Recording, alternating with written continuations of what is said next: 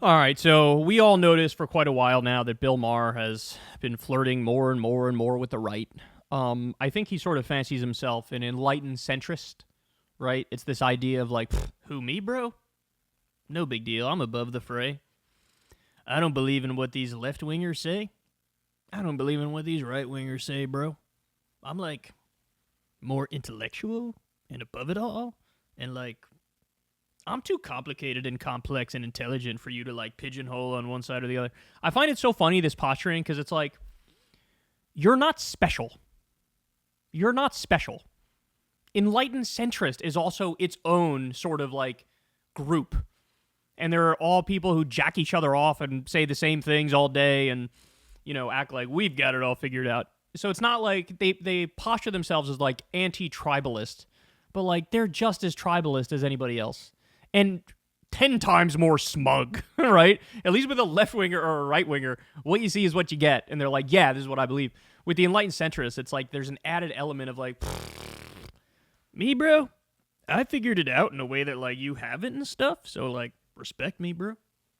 So sad. So anyway, here we have, it's almost like a transformation complete kind of moment where like this is the first time I've seen him really not just sort of move away from the left on cultural stuff and social stuff. That's par for the course. There's been a lot of that from Bill Maher for a long time. This is like the first time it even crosses over into the realm of like economic stuff. You know, remember in 2016, this guy was a Bernie Sanders supporter. You know, Medicare for all, free college, raise the minimum wage, unions, like all the good lefty social democratic stuff. This is who this guy is. Then in 2020, he had changed to supporting Amy Klobuchar, which ideologically you can't get any more different within the Democratic Party than Amy Klobuchar versus Bernie Sanders. So just confused, right? Confused man. Well, now he's going to do a new rule segment, and he's attacking the scourge of our time. Of course, I'm referring to Canada. The scourge that is Canada and all the problems they bring about. So here we go. We'll dive into it, and then we'll react. And finally, new rule: if we want to save our country, we should follow the advice good liberals have given for decades and learn from other countries. Especially those beacons of progressivism like Canada, England, and Scandinavia. And I agree we should, as long as we're honest about the lessons we're learning. So Canada, England, and Scandinavia, he's bringing them up. I think these are like the more liberal, more lefty countries. And then you'll see, here comes the attack. As long as we're up to date on the current data, such as the unemployment rate in the U.S. is 3.8%, and in Canada it's 6.1%. And of the 15 North American cities with the worst air pollution, 14 are in Canada. I'm not citing these stats because... All right, let me just pause to point out real quick. When you look at the low unemployment rate in the U.S., one of the things you might be able to attribute that to is that during the COVID era, we did a tremendous amount of stimulus spending. So in a weird way, you could argue the U.S. vis-a-vis our response to COVID and the spending we did was actually more to the left than a lot of other countries that we typically view as more left. Right? That's an important point. Because in other words, it's like saying, well, these left-wing ideas and policies that Maher is about to attack, they actually could be the reason or one of the main reasons for the lower unemployment rate. Because we all know that public deficits mean private surpluses. And so when you spend a lot, when there's an economic downturn, whether it be because of a pandemic or a recession or anything, right, you're going to then turn around the private sector and you're going to have more job growth. So ironically, his first attack falls completely flat. This idea of like, you know, let's not go too far left like these other countries, when he's citing something that makes the U.S. better, which may be because we did something to the left on this particular issue. Okay, let's continue. Not for Canada. I love Canada and its people and always have. But I hate zombie lies. Zombie lies. Like the ones we get on your show every week? That's when things change, but what people say about them doesn't. Yes, for decades, places like Vancouver and Amsterdam and Stockholm seemed idyllic because everything was free and all the energy we needed was produced by riding a bike to your job at the windmill. Canada was where all the treasured goals of liberalism worked perfectly. It was like NPR come to life, but with poutine. Canada was the Statue of Liberty with a low-maintenance haircut and cross-country skis, a giant idealized blue state with single-payer health care, gun control, and abortion on polite demand. Canada was where every woke white college kid wearing pajama pants outdoors who'd had it up to here with America's racist patriarchy dreamt of living someday. I mean, besides Gaza. He can't help himself on the Israel stuff. He is so far gone. There's only one problem with thinking everything's better in Canada. It's not. Not anymore, anyway. Last year, Canada added 1.3 million people, which is a lot in 1 year, the equivalent of the U.S. adding 11 million migrants in 1 year. And now they're experiencing a housing crisis even worse than ours. And we're sleeping in tents. The median price of a home here is $346,000. In Canada, converted to U.S. dollars, it's $487,000. If Barbie moved to Winnipeg, she wouldn't be able to afford her dream house, and Ken would be working at Tim Hortons.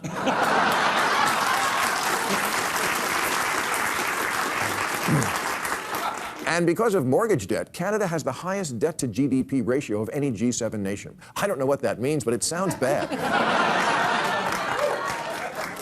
So does their vaunted healthcare system, which ranks dead last among high-income countries in access to primary healthcare and ability to see a doctor in a day or two. This is incredibly misleading. He picks, like, the one area out of, like, 30 areas where, actually, Canada's a little worse in this one healthcare part. In fact, right off the bat here, let me just show you. He's about to talk about, like, the cost of it. Here, I'll play it, and then I'll show you. Not for lack of spending. Of the 30 countries with universal coverage, Canada spends over 13% of its economy on it, which is a lot of money for free health care. Look, I'm not saying... So he attacks Canada. They spend 13% on health care. That's a lot of money, as David Sirota points out here. Bill Maher is portraying Canada spending 13% of GDP on healthcare as a huge exorbitant expenditure. Apparently, he's unaware the U.S. spends nearly 18% of its GDP on healthcare. Weird, you left that out, Bill. Very bizarre. And again, on the healthcare front more broadly, what he doesn't tell you is U.S. ranks last among 7 countries on health system performance measures. Despite having the most expensive healthcare system, the United States ranks last overall compared with 6 other industrialized countries: Australia, Canada, Germany, the Netherlands, New Zealand, and the United Kingdom, on measures of quality, efficiency, access to care, equity, and the ability to lead long, healthy, and productive lives, according to a new Commonwealth Fund report. By the way, this is one of the more recent ones. I believe this one I'm reading to you from is, 2021, I think? Or 2023, excuse me. They've done this report other years as well. I believe we were ranked 11th out of 11 around like 2020, 2021 or so. And so, again, for you to go after Canada, it's not like, hey, Canada to me is sacred and you can't go. Of course, you can criticize any country, duh. But when the first thing you go to is healthcare, the U.S. is going to lose that battle 10 out of 10 times.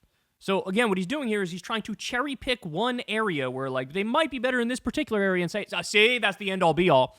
But that's not the end-all, be-all. And in virtually every imaginable way, they have a better healthcare system than we do. But see, that's what I'm saying. This is like his full, like, my transformation is complete type moment. Because this is the guy who in 2016 supported Bernie Sanders, supported single-payer Medicare for all. And now he's doing segments attacking the Canadian healthcare system because they spend 13% of their GDP on healthcare when we spend more and get less for it.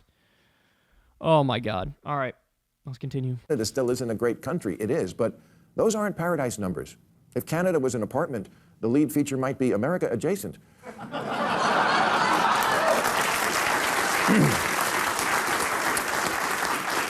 And if America was a rental car, Canada would be America or similar. And again, honestly, Canada, I'm not saying any of this because I enjoy it. I don't, because I've always enjoyed you. But I need to cite you as a cautionary tale to help my country.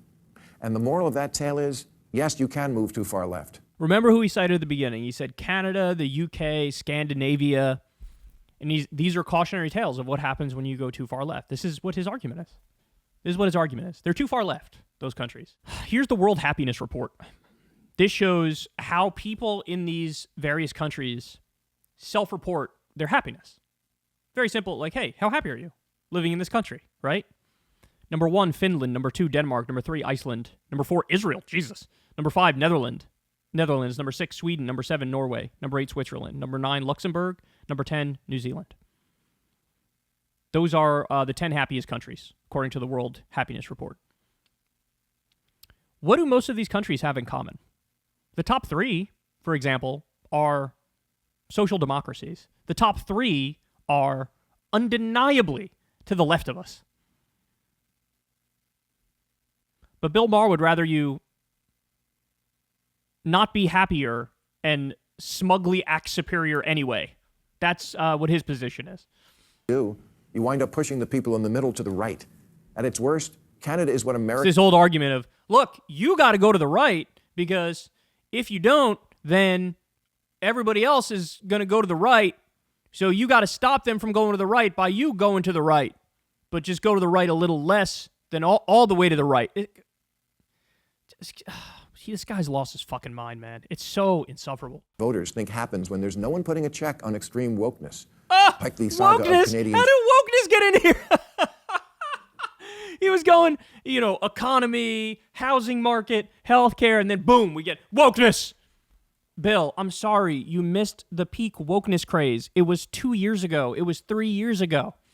Nobody gives a fuck about wokeness anymore. Now, the new boogeyman from the right is DEI.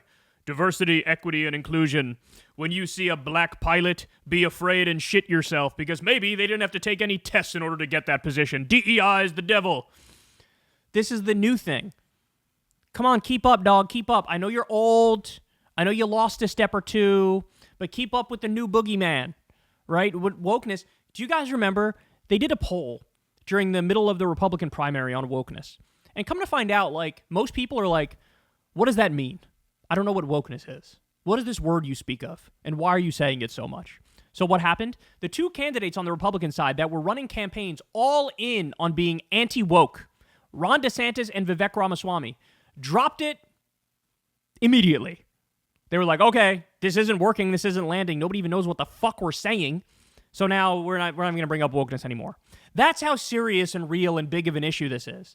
That the people who made an entire industry out of bashing wokeness had to drop it within a millisecond because it wasn't landing with anybody. And here's our so-called liberal commentator out here like, bro, wokeness, bro. Okay, now here comes the fun part where he's going to define entire countries based on extreme weirdo, mentally unbalanced fringe people and tie them to the left. Here we go. Teacher Kayla Lemieux, whose pronouns are she, her, and those.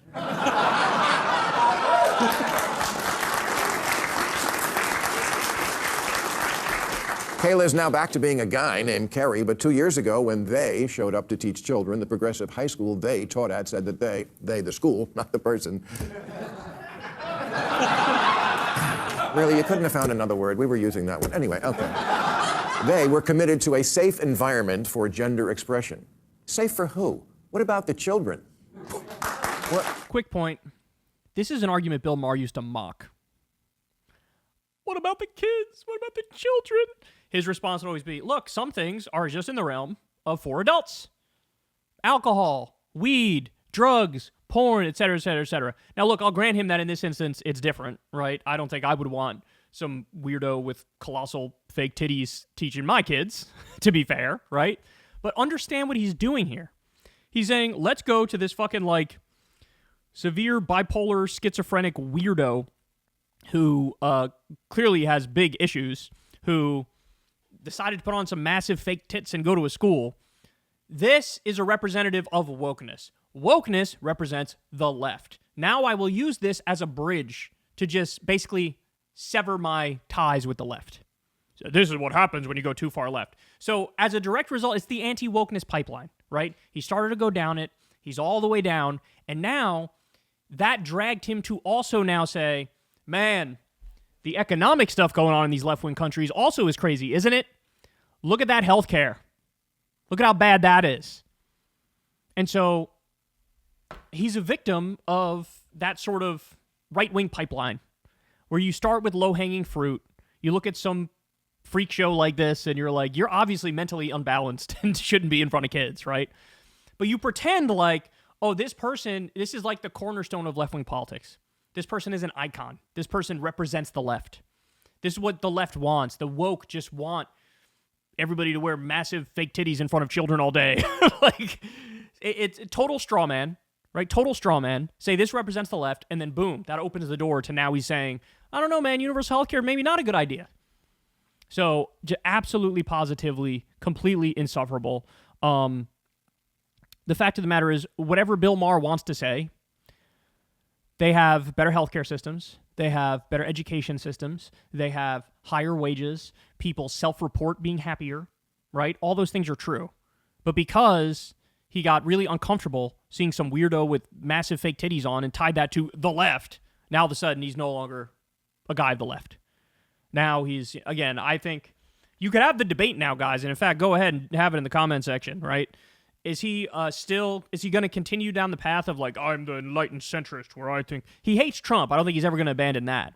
But, like, is he going to do the I'm the enlightened centrist guy from now until the end of time? Or is it going to be a little more overt, a little more extreme, a little more Dave Rubin or Tulsi Gabbard-ish, where it's now just, at some point, it's just, you're just on the right? I don't know. You tell me.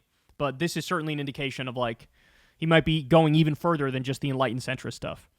Because he managed to attack a whole bunch of social democratic countries, or just countries that are a little bit to the left of us. He managed to attack everything about those countries, including the economy, including the housing market, including the healthcare, simply because there's some woke weirdos out there who like massive fake tits. It's just lazy. It's lazy. It's hacky. And he thinks it's like, you know, I'm like an edgy truth teller. No, you're tired and you're stale and you're boring and